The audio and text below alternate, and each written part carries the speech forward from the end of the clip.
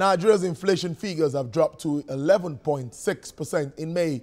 Consumers in the nation's capital, Abuja, however, complain that this decline is not being felt in real terms. They want goods to be more affordable through some government interventions to increase their purchasing power to ease their burdens. Data from the National Bureau of Statistics shows inflation dropped for the 16th straight month in May to 11.6%. The figures show food inflation dropped to 13.4% from 14.8% in April. But a visit to some markets in Nigeria's capital, Abuja, show that this decline is not being felt in real terms. Consumers worry about rising cost of food items, which they do not blame on the ongoing festive season, but see it as a reoccurring phenomenon. The price of the things in the market is really high, very, very high, especially tomatoes. It's now the small plate that we get for 300 before is now 500. And it's not everybody that has the means of getting the money to buy those stuffs. So it's not easy at all. Like 2 weeks ago, I came to the market and I noticed that the tomatoes the prices were getting a bit higher. So I won't say it's because of the Ramadan. If it's because of the Ramadan, it should have started from today. But it's been long, the prices have been high. Last week I was in the market, I bought some things at a particular rate.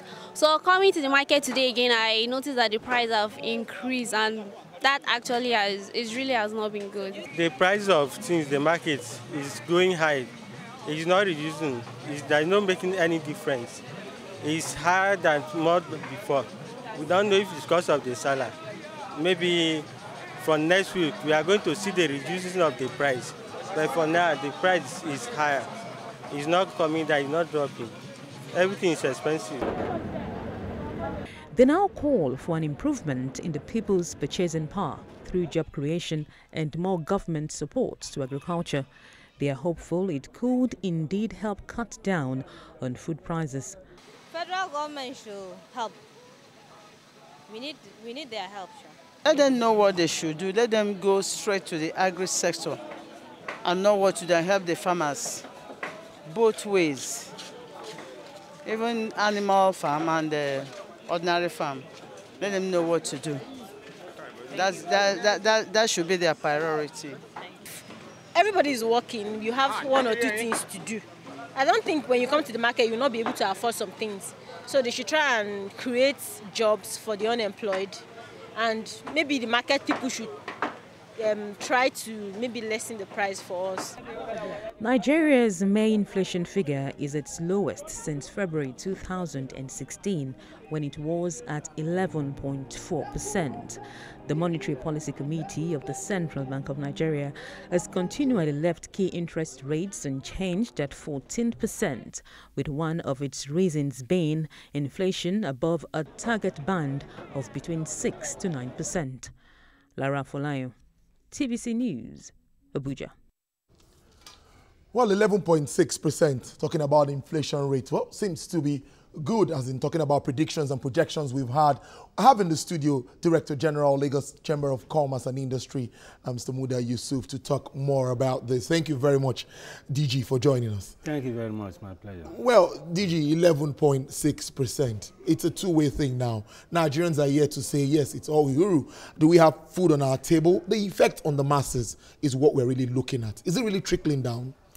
Well, first of all, I think we need to appreciate the fact that this decline has been steady. For over a year now, we have seen a steady decline in inflation rate. I think that we should acknowledge.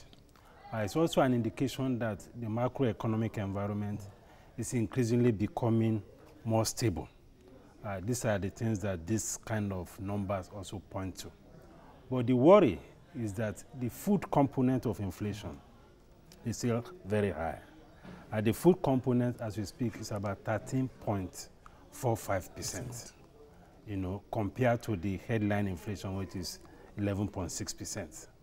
That is high. And if there is anything that hits the common people most, it is the price of food. And of course, a number of factors may have been responsible for this. We have, of course, the security problem that has been affecting quite a lot of the farming communities across the country. That has affected productivity, it has affected output. Then there's also the factor of logistics. Over the years, the farmers have complained about the cost of transportation. Having to move goods or farm produce from the rural areas to the city, from the farms to the market, has become a very big issue. And lately, this has even been worsened by the fact that the cost of diesel has gone up. It's now well over 200 naira per liter. And most of these trucks that move goods from one part of the country to the other are running on diesel. So that has contributed a lot too. And of course, we have the trade policy component of it. Generally, our trade policy disposition is that of protectionism, particularly on things that have to do with agriculture. And the more protectionist you become, the higher the tendency for prices of food items to go up, particularly those food items that will import things like wheat, frozen foods, and all of that. Some of them have been banned completely. Some of them are attracting very high import duty. And when you have a protectionist regime in an environment where your productivity is very weak, it creates welfare problems for the people. I think these are some of the challenges that we have been facing as a country. Government has been demonstrating some serious commitment to at least ensuring that we're able to feed ourselves, but the reality is that the productivity is still very, very low. And once the productivity is low, and you have a protectionist trade policy, then you can't, the tendency is that prices will be high, and it will have very negative, adverse implications on the welfare of the people. Now, staying with inflation, the MPC, we've always said that there are some of the decisions are predicated on figures we get from the Nigerian Bureau of Statistics, particularly inflation. Do we expect any shift, maybe anytime soon when they are meeting the next meeting? I'm talking about rates. It's not likely. It's not likely. You can see even the report you just, the background report you read now, that the CBN is even talking of mopping up liquidity in the system. So I don't see the CBN easing its stance as far as monetary policy is concerned. And that is an indication that we are still going to be contending with a regime of high interest rates, although these issues are debatable, because if you look at the structure of the inflation that we have, it is that whether it is driven by monetary factors. Just as I said, there are other very serious, significant factors outside of the monetary factor that are driving inflation.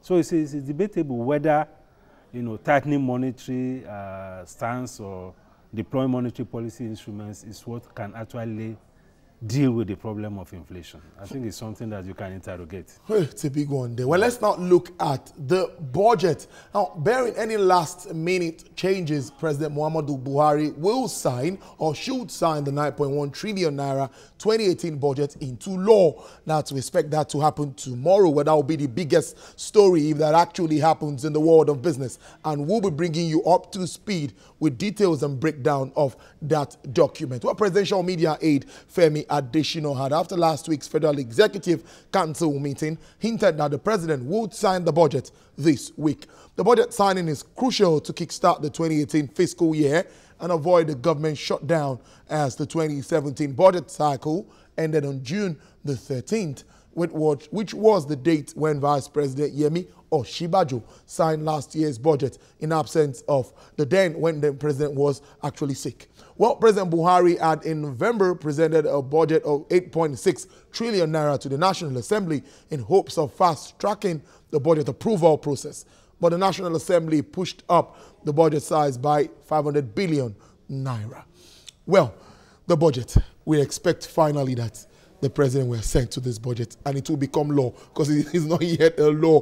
What are your expectations? What do you even think generally? Because many have complained about the delay we've had. Do you expect any further delay? Well, since we already have this announcement that the budget will be signed tomorrow, I don't expect any other delay. But already, I think some significant setbacks have been created because of the delay in the passage and signing of the budget. Clearly, the capital component of the budget will suffer. because this involves, awarding contracts, tendering, releases, and all of that. So that is certainly going to suffer. And this is something that we have experienced over the years. Budget implementation as far as the capital component of the budget is concerned. It has been very poor over the years. And what we are seeing now is not likely to be any better this year. Then, of course, there are issues around contractual areas. There are issues about debts that needs to be paid. All of this have been waiting for the budget. That also has created problems for quite a number of players in the economy. Then, of course, there are also planning issues.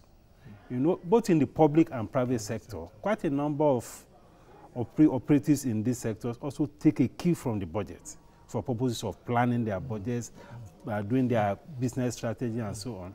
So to the extent that you have this delay, planning has been affected, both on the private sector side and on the public sector side. So it's not a good thing, and I think it's something that we need to see how to correct. We cannot continue a situation where halfway into the year, we are still talking about a budget not being approved. The saving grace, at least nationally at the macro level, is the fact that virtually all the states have passed their budgets, so spending has commenced at the state level. There's also a provision in the Constitution that allows spending to go on for as long as you don't exceed what was spent the previous year. So that has also allowed people to become rather complacent. Since you can continue to spend, you can pay salaries, you can buy diesel, you can do some expenses on overhead. That also has created some complaint. If you had had a situation where you had a shutdown because there is no budget, I think people will sit up. So we need to bring a lot more discipline into our budgetary process, right from the period of presenting the budget at the level of the MDAs, the consideration of the budget, the signing of the budget, the defense of the budget. I think all those critical components we need to tidy up. I mean, we are not doing well at all as far as the budgetary process is concerned. And there's a lot of work to do, both at the level of the National Assembly and at the level of the executive. Yeah. That's a big one there from the DG, not doing very well with regards to budgetary process in this part of the world. Well, and China, in retaliation, has unveiled a list of products from the United States that will be subjected to additional tariffs after the United States announced that it will impose additional duties on Chinese imports. Well, China is introducing additional duties of 25% on 659 items of the U.S. products worth about $50 billion US dollars. Last week, the U.S. imposed additional tariffs of 25% on Chinese imports in a move many have described as a violation of the World Trade Organization rules, which sees such a step as infringing on the legitimate rights and interests of the Chinese. This development could change the trade conditions of these goods and affect producers and companies operating in the upstream and downstream industries. The issue of trade war now is becoming something, we cannot just ignore. The effects of this is what we are seeing here now, tariffs, hikes, and all of that. How does this dovetail to this part of the world? I think there will be an effect here one way or the other too. Yes, clearly there will be an effect. The trade war, first of all, President Trump is a businessman. So he has brought a business mindset into governance. That is what I think is driving all of these issues. And he has said it consistently that America first. So in whatever policies he intends to pursue, he thinks first of America. Yes. But again, there are a lot of dimensions to this. There are some critical interests when it comes to issues of trade and trade policy. There is the interest of the investors or manufacturers, and there is also the interest of the consumers. Yes. To some extent, there's also the interest of the government from the point of view of maybe employment or revenue. These three critical interests are very key. Of course, from the point of view of those who are in production, and the U.S., it's likely to benefit those who are manufacturers. But from the welfare point of view, already we are beginning to see a rise in inflation in the United States. It's true. So cost of some critical goods and services will be affected by this. And of course, I mean, we're already beginning to see retaliation in trade. I mean, there's a slam on tariff on Chinese products, also on EU products and Canada. We are beginning to see retaliation. So at the end, I think it's going to be a cost-benefit issue. But as it affects Africa and Nigeria in particular, I think the first impact point is commodity prices. Already oil prices beginning to drop. Financial markets all over the world are beginning to record some negative movements. And we are likely to see a gradual contraction, slow down in the global economic growth, because trade is a major driver of economic activities around the world. And if you have a situation where the largest economy in the world is trying to close and shut the doors and adopt protectionist policies, it's going to affect the global economy generally. And to the extent that the global economy is slowing down, of course, a lot of things will be affected, including commodity prices, including... the drop in oil price is not a good one for Nigeria at all at this time, at all. The negative effects cannot be over, because we're still waiting for our ERGP, Economic Recovery Group Plan, well, the implementation of that. So if we have this kind of negative effect here, what do you think should... Can they straighten up things? Because when they are both maintaining their grounds, China, America, like you said, the business mindset, where do we go from here? The effects will still come. No, in fact, this is just the beginning of it. Wow. Yeah, it's just the beginning, because President Trump is very clear and is acting out of some strong conviction that that is the way to go. And I don't see him, I mean, he has dared even some key allies of the United States as far as this trade issue is concerned. So we are likely to see more of this retaliatory action, and we are likely to see a more negative effect on the global economy generally. But the window of opportunity that this also gives is for countries that have the capacity to also replace some of those imports from the US or imports into the United States arising from this. I mean, for instance, you have the window of opportunity of AGOA. If, for instance, you have the productive capacity and the competitive capacity to take advantage of this high tariff that has been imposed on Chinese products, I mean, there will be a new opportunity in the US market, for instance, because Chinese products have been, some of the products have been, is going to face some obstruction from entering the United States. And there's also a window of opportunity to attract some FDIs, because there are companies in China that export to the United States. So if there is a tariff on China, they can relocate to another country where there is no such tariff, and they begin to export from there to the United States. So these are the opportunities that investors around the world can be looking at, to take advantage of the current situation. Well, finally, you touched something very important that I always like to also talk about, African Growth and Opportunities Act. We are yet to really take advantage of that in this part of the world. Is it just the production challenge that we have, or why are we not? It's the production challenge.